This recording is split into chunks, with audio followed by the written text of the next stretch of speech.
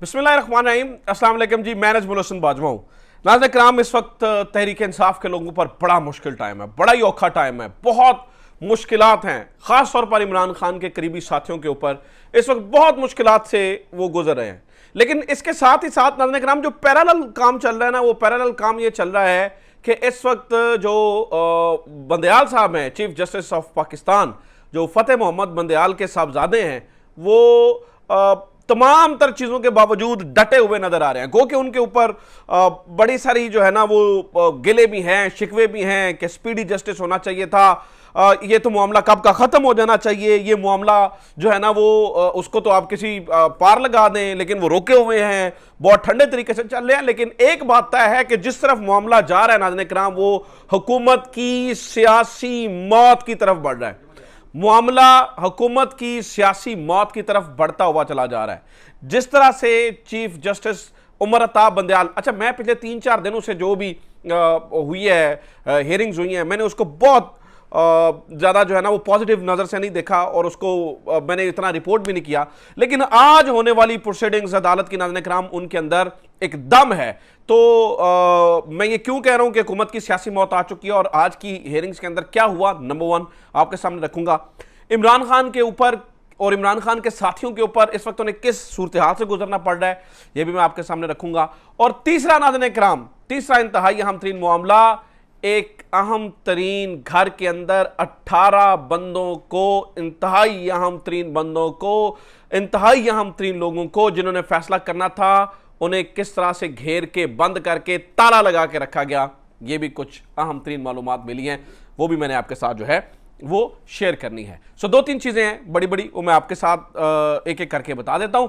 सबसे पहले तो आप देख लीजिएगा कि मैंने जैसे पहले बताया ना कि इमरान खान के करीबी साथियों के ऊपर और इमरान खान के ऊपर बड़ा मुश्किल टाइम है। आप ये देखिए कि जो लतीफ़ खोसा साहब हैं, साबिका गवर्नर, साबिका अटॉर्नी जनरल, पाकिस्तान पीपल्स पार्टी का फेस, यानी कि जो अगर हम पाकिस्तान पीपल्स पार्टी के कुछ बड़े बंदे पंजाब से गिने तो 2-4 ही नजर आते हैं जिनमें लतीफ़ खोसा का नाम सरे फहरिस्त आता है। तो लतीफ़ खोसा के साथ ये हुआ कि कल रात उनके घर के ऊपर फायरिंग हुई है।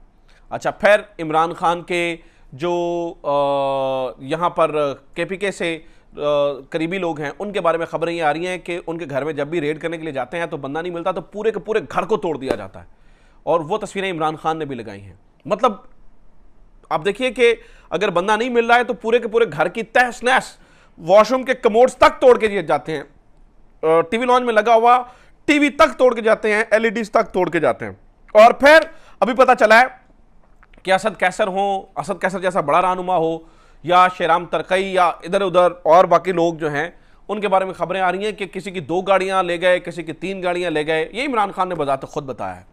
फिर आप शहरियार अफरीदी हों तो उनके वकील ने बताया कि वो जिस कदर परेशान है कि उनके बाएं बाजू के अंदर जो है वो फॉलेज अटैक आ चुका है, उनके बड़े भाई की जनाजे के ऊपर उन्हें नहीं जाने दिया गया, जबकि जिस अजियत से वो गुजर रहे हैं वो सबके सामने ही है। अच्छा, इसके अलावा नाज़रीन किराम, परवेज़ इलाही की कल जो बीवी हैं उन्होंने आके बताया कि किस तरह से उनके ऊपर उनको जहनी टॉर्चर से जो है ना वो गुजारा जा रहा है। तो उन्होंने बताया कि एक डॉक्टर ने फ़ोन किया और रिकॉर्ड का कहा। आज पता चला जी उस डॉक्टर को फारिग कर दिया गया है क्योंकि उसने परवेज़ इलाही की बीवी से रब्ता करके क्यों कहा कि आप जो है ना वो अपने डॉक्यूमेंट्स दीजिए। तो ये वो कुछ एक, मैं कह रहा हूँ कि कुछ मोटी मोटी बातें ऑन ग्राउंड तो इससे भी बढ़कर जो है वो चीज़ें होती हुई नज़र आ रही हैं। तो ह्यूमन राइट्स की जो है ना वो वायलेशन, एक इस तरह की वायलेशन शायद पहले हमने कभी नहीं देखी है। जिस तरह की ह्यूमन राइट्स की वायलेशन जो है वो माजी करीब में इस तरह का कुछ वाक़या नहीं हुए थे जिस तरह के अब होते हुए नजर आ रहे हैं। तो ये तो वो सूरत हाल है। और फिर इमरान खान की तो आप बात ही छोड़ दें, यू कांट इवन इमेजिन कि जिस प्रेशर से इमरान खान जो है ना वो इस वक्त गुजर रहे हैं, ठीक है, और जिन मुश्किलात से वो इस वक्त गुजर रहे हैं, वो उसकी तो बात ही आप छोड़ दें, उसकी तो कहानी आप छोड़ दें, उसके तो मामलात ही आप छोड़ दें कि वो कहाँ से क्या उन्हें फेस करना पड़ रहा है। तो एक कहानी नाज़रीन किराम ये है। दूसरी कहानी ये है, और इसी अगर मैं सूरत हाल को बताता चलूँ तो मैंने बताया ना कि एक अहम तरीन घर में जनाब वाला पता ये चला है कि कराची के मेयर के इलेक्शन के अंदर, और ये जो मामला है ना, ये जो ही मामला आउट हुआ तो इसकी कन्फर्मेशन जो एजाज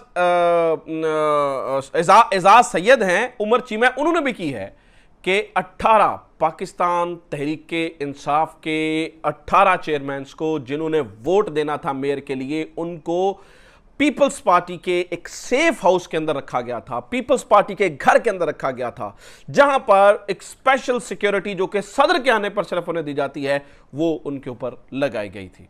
ये उमर चीमा और एजाज सैयद ये खबर दे रहे हैं। तो आप बिलीव कर सकते हैं कि किस तरह से जो है ना वो चीज़ों को गड़बड़ करने की कोशिश की जा रही है और किस तरह से जो है ना वो चीज़ों को इस वक्त जो है ना वो ख़राब करने की कोशिश की जा रही है। और आप देखिए, एक चीज़ आपने नोट की है कि पाकिस्तान पीपल्स पार्टी के भी चेयरमैन थे, जमात इस्लामी के भी थे, नून लीग के भी थे, बाकी जमातों के भी थे, कोई गायब नहीं हुआ। मतलब आपने देखा ना कि अगर जमात इस्लामी का मेयर नहीं बनना तो फिर जमात इस्लामी के भी तो चेयरमैन गायब होने चाहिए थे। जमात इस्लामी के चेयरमैन गायब नहीं हुए, पाकिस्तान तहरीक इंसाफ के लोग गायब हुए, एक बंदा जमात इस्लामी का, एक बंदा पीपल्स पार्टी का गायब नहीं है, इधर से उधर नहीं हुआ।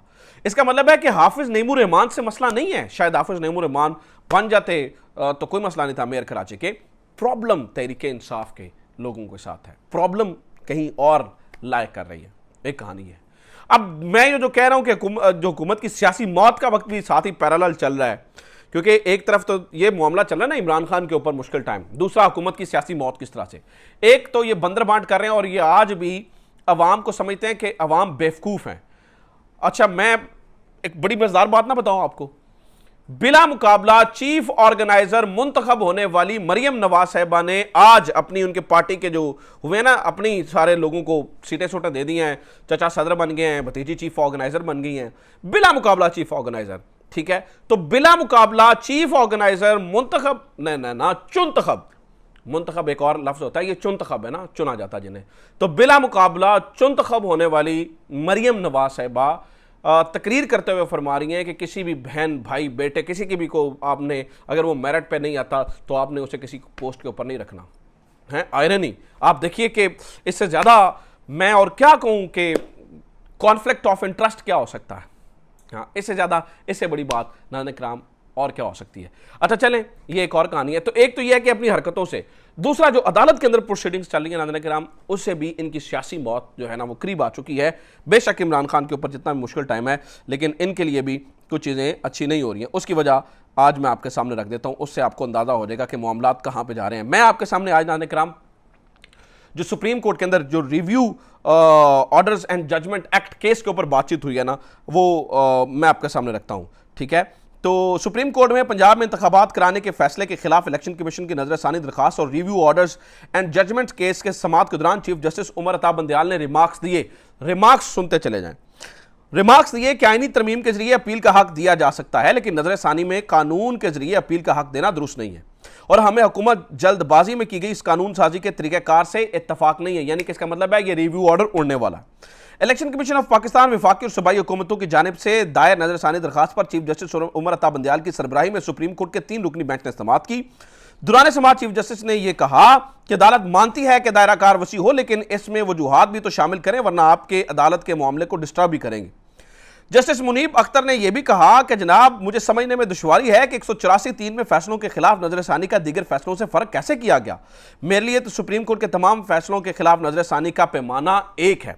इसके बाद चीफ जस्टिस ने कहा कि अगर नजरसानी के रूल्स को तब्दील भी करना था तो आईनी तरमीम होनी चाहिए थी ना। यहां पर उन्होंने कहा कि आईनी तरमीम करो ना, अगर आपने इसको तब्दील करना है तो आईनी तरमीम करें, लेकिन आपने जो है ना वो ये नहीं किया।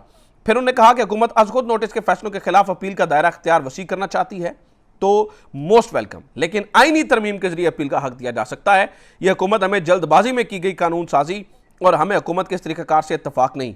अटॉर्नी जनरल ने अदालत में दलाइल देते हुए कहा कि वक्त के साथ साथ 184(3) यानी कि ये अज खुद नोटिस की बात हो रही है का ही दायरा कार वसी हुआ, इस पर नजरसानी भी होना चाहिए थी, जिस पर जस्टिस मुनीब अख्तर ने कहा कि नजरसानी में अदालत के सामने मामला दो फरीकैन के तनाज़े का नहीं होता। यानी कि कहानी जनाबे वाला होने जा रही है ठप। सबसे पहले रिव्यू ऑर्डर के ऊपर और फौरन जो है ना वो इनका होने, जो इलेक्शन कमीशन का नजरसानी केस उड़ जाएगा। फिर जनाब मोहतरम बिला मुकाबला चुनतखब होने वाले हमारे जो प्राइम मिनिस्टर हैं और सदर पाकिस्तान मुस्लिम लीग नून, टाटा बाय बाय होगा उनको, और वो होता हुआ हमें पैरेलल नजर आ रहा है। ये अब तक की सारी इन्फॉर्मेशन है। उम्मीद करता हूँ ये वीडियो आपके लिए इन्फॉर्मेटिव रही होगी। अपना ख्याल रखिए। खुदा हाफिज़। पाकिस्तान जिंदाबाद।